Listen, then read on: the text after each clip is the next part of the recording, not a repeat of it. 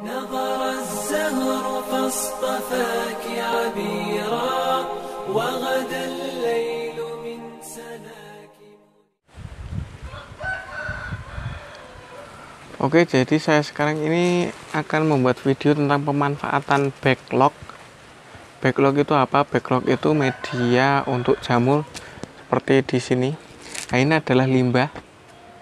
Banyak sekali yang dibakar seperti ini. Nah, ini adalah contoh yang dibakar. Kenapa bisa dibakar? Karena ini dari serbuk gergaji. Dan sayang sekali jika dibakar hanya akan menimbulkan polusi dan tidak akan menimbulkan manfaat apa-apa. Lebih baik kita buat kompos, bisa untuk menyuburkan tanah. Nah, itu dia contohnya yang dibakar. Terus saya akan memanfaatkan untuk menjadi kompos. Sebelumnya kita akan boyong dulu backlog ini ke rumah. Nah, backlog ini terbuat dari dedak dan serbuk gergaji. Serbuk gergaji itu kan organik.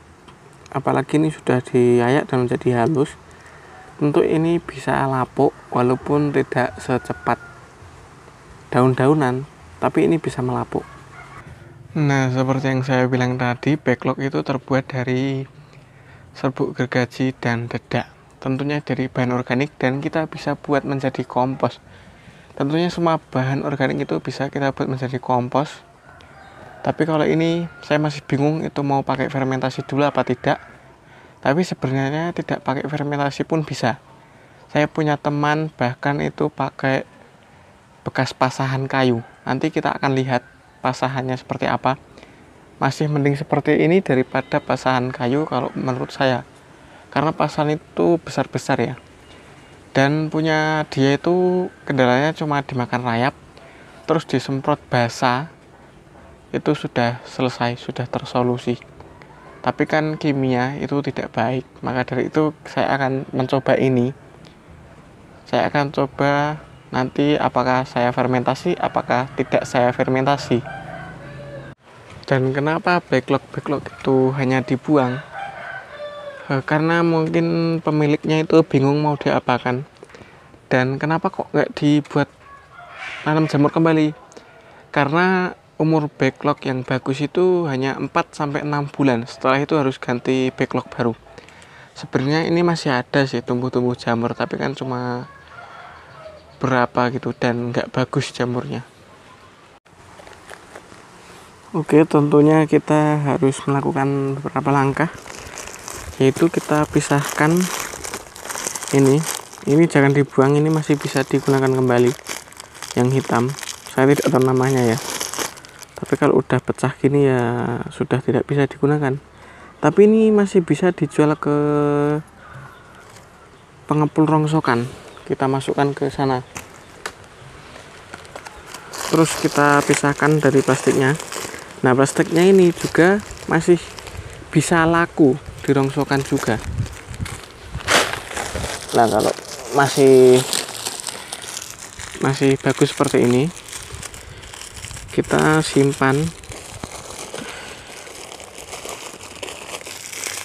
Masih baru seperti ini kita simpan. Besok misalnya mau digunakan lagi oleh petaninya, ini masih bisa. Oke, saya akan masukkan ini dulu ke dalam karung supaya mudah saya membawanya pulang. Nah, bahkan ini sudah ada yang menjadi tanah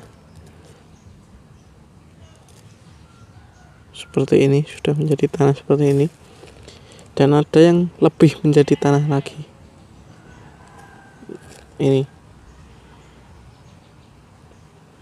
Ini sudah menjadi tanah, bahkan ini bisa memadat ya.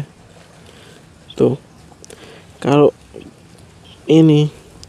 diremes-remes ya nggak bisa memadat, malah tambah hancur kalau masih wujud serbuk gergaji. Kalau udah menjadi tanah yang agak basah, diremet-remet memadat. Ini juga menjadi tanah. Nah, kalau hitam seperti ini lebih aman dan lebih bisa digunakan daripada yang masih berwujud serbuk seperti ini. Oke, jadi sekarang saya akan membawa pulang ini backlognya tadi sudah saya masukkan dalam karung, lalu akan saya bawa pulang. Karena saya tidak punya mobil, maka saya langsir pakai motor. Saya bawa 1,5 karung, saya akan taruh di depan sini. Oke, doakan saya bisa punya mobil agar tidak perlu repot seperti ini lagi.